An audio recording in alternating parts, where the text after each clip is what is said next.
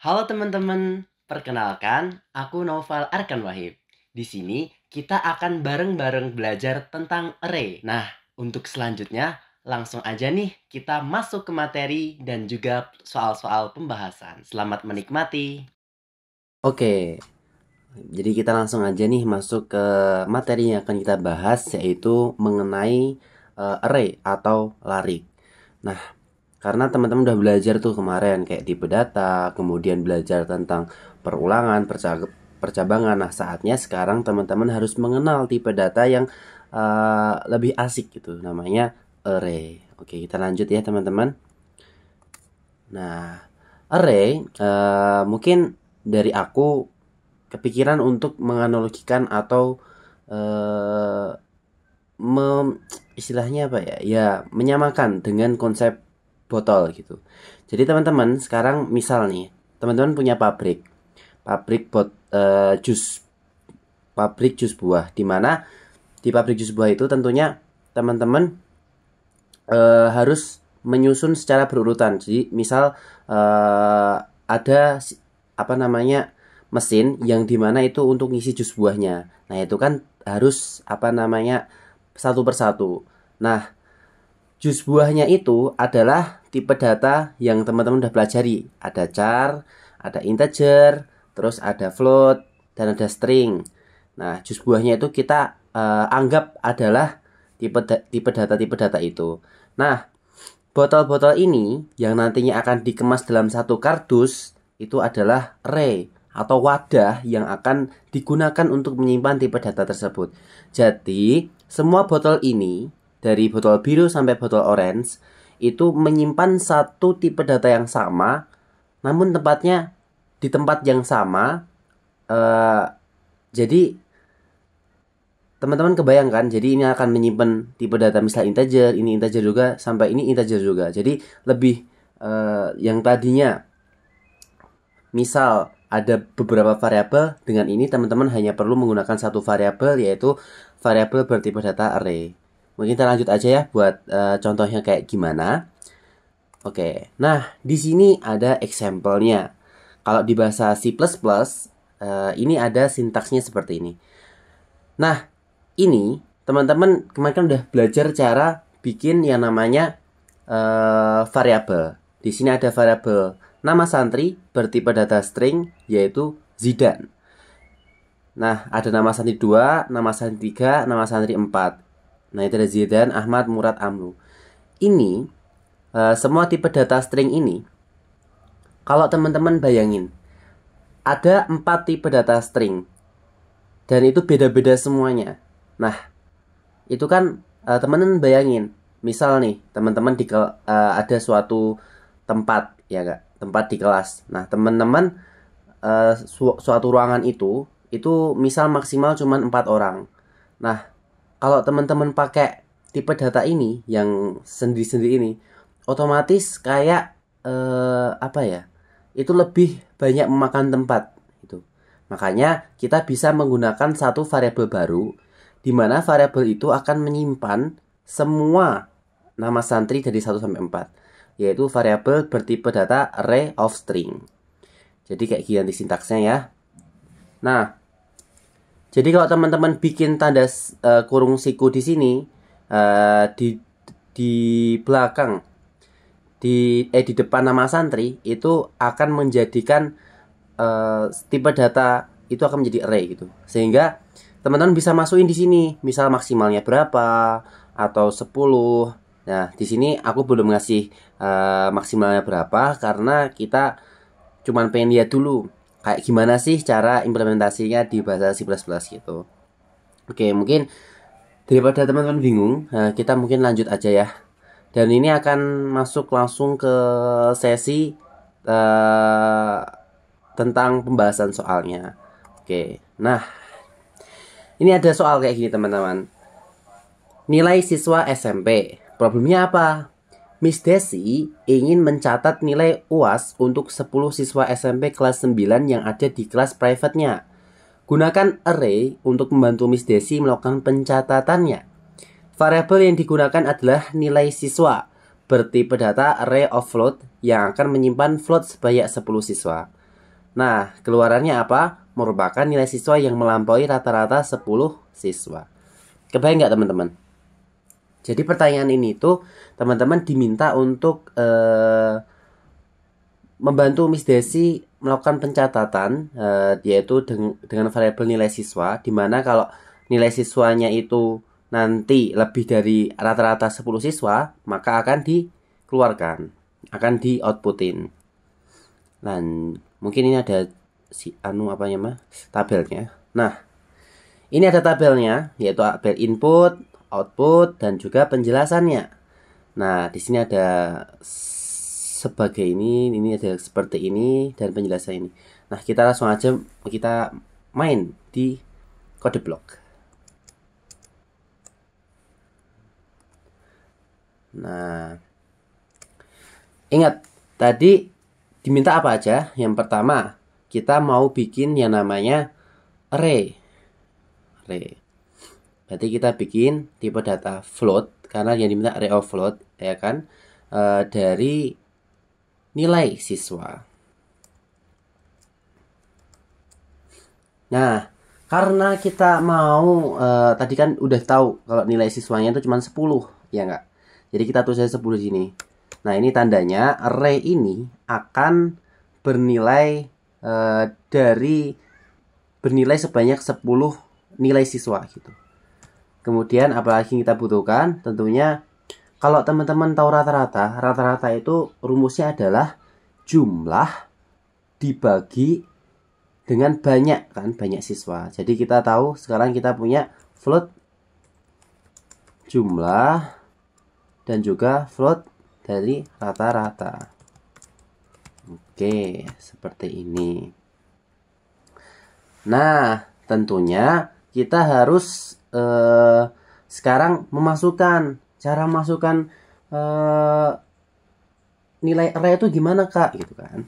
Nah, tentunya kita kan teman-teman udah belajar tentang perulangan gitu kemarin. Nah, kita bisa implementasikan perulangan itu di sini.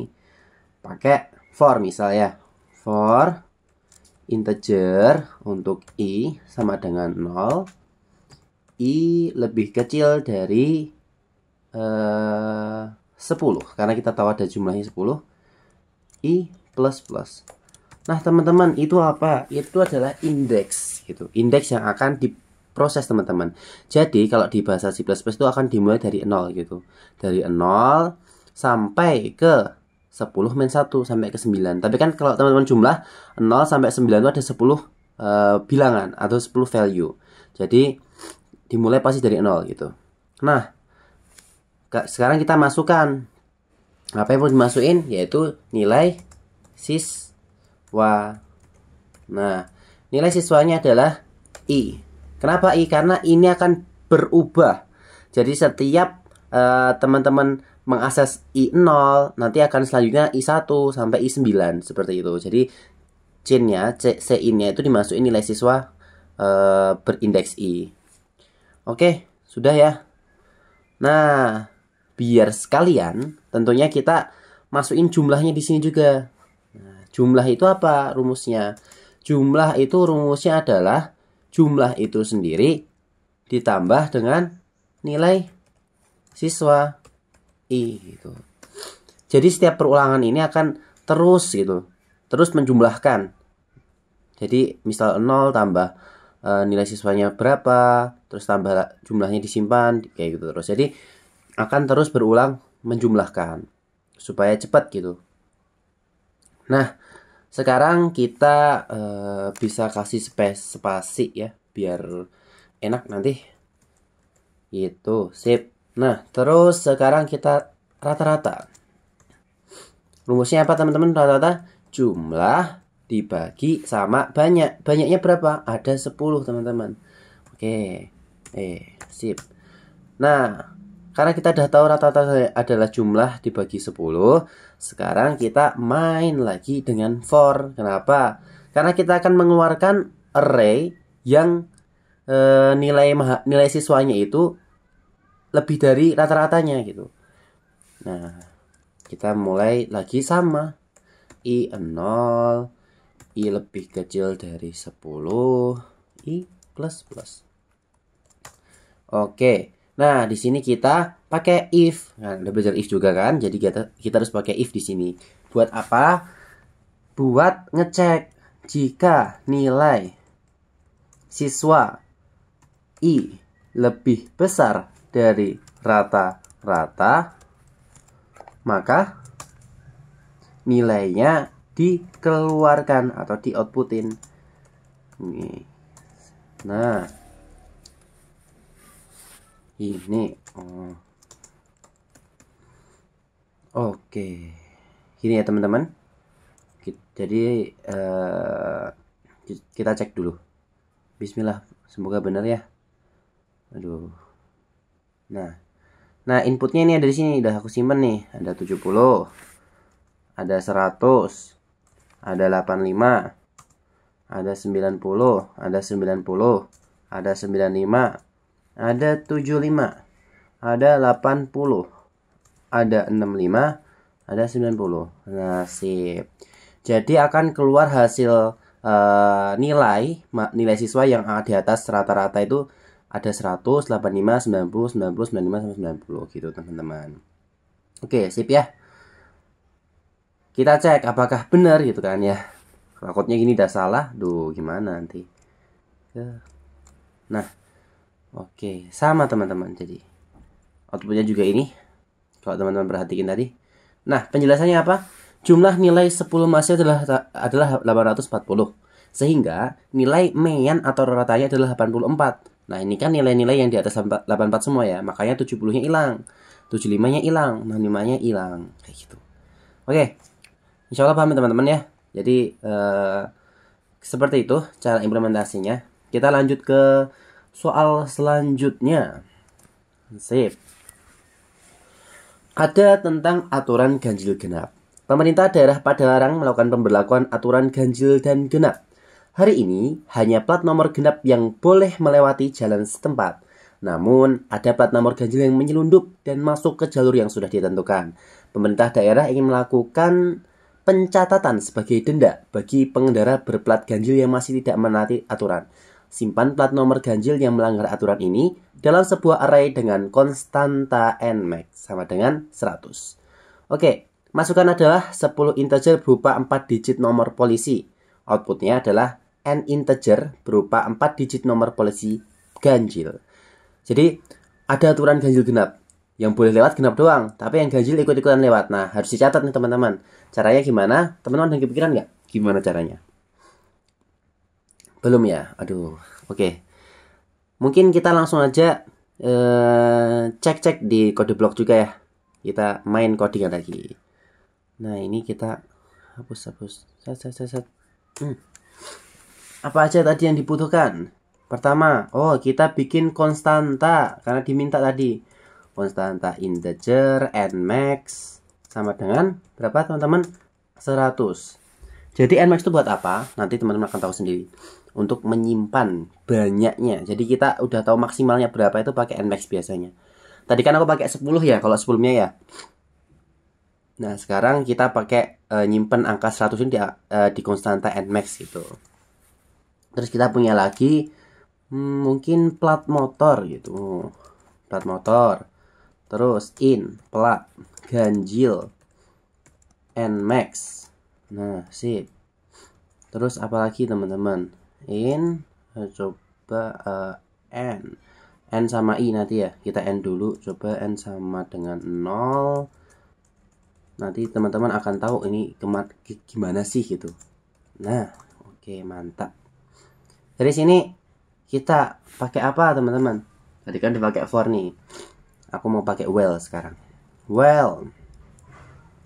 I. Tadi yang diminta masukkan platnya berapa? Ada 10 ya. Jadi I lebih ketika I-nya lebih kecil dari 10, maka bisa dimasukkan gitu kan.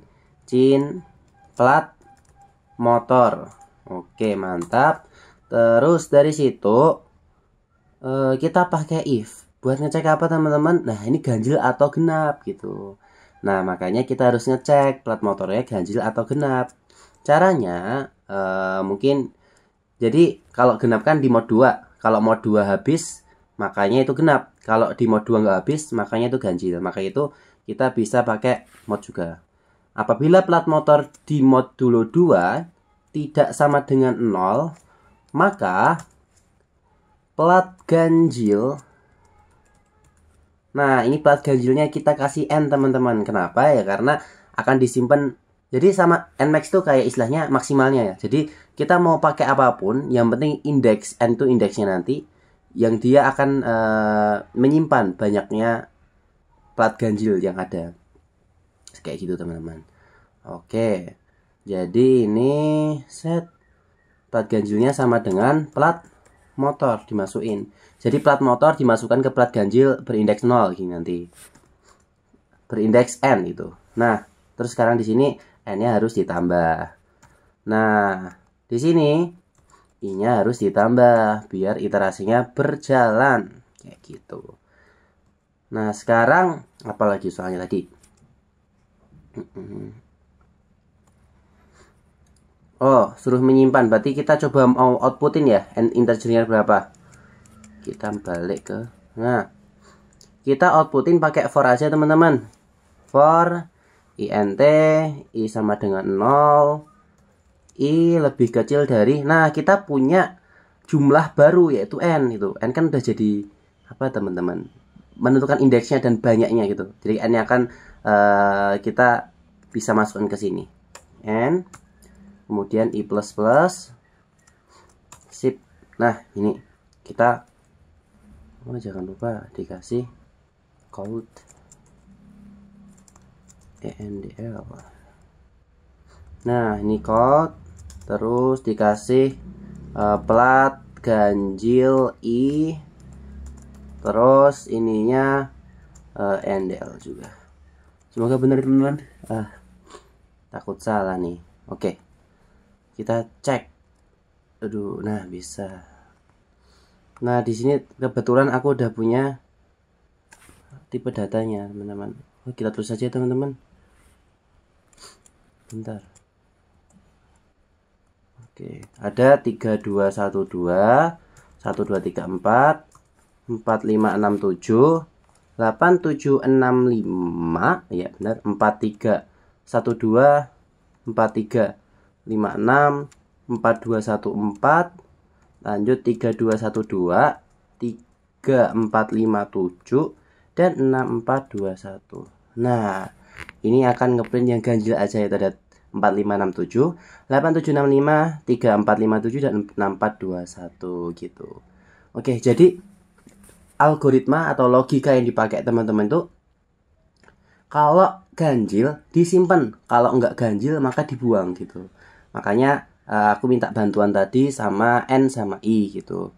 Jadi teman-teman mungkin dipelajari lagi ya. Kalau belum paham, kalau sudah paham, ajarin teman-temannya supaya lebih paham juga. Gitu. Oke, mungkin kita kesini. Nah, oke, sip. Nah, oke. Jadi mungkin pembahasan array itu sampai saat ini aja. Buat teman-teman, belajarnya dikuatin lagi, terus berlatih terus gitu. Jangan sampai menyerah. Karena sejatinya yang paling lelah itu yang paling banyak belajar gitu. Jadi teman-teman dibaca-baca lagi, didengerin videonya, dan terus berlatih gitu ya. Mungkin untuk materinya sampai di sini aja. Materi tentang array. Terima kasih. Oke, mungkin itu saja materi tentang array. Dan teman-teman jangan lupa berlatih ya.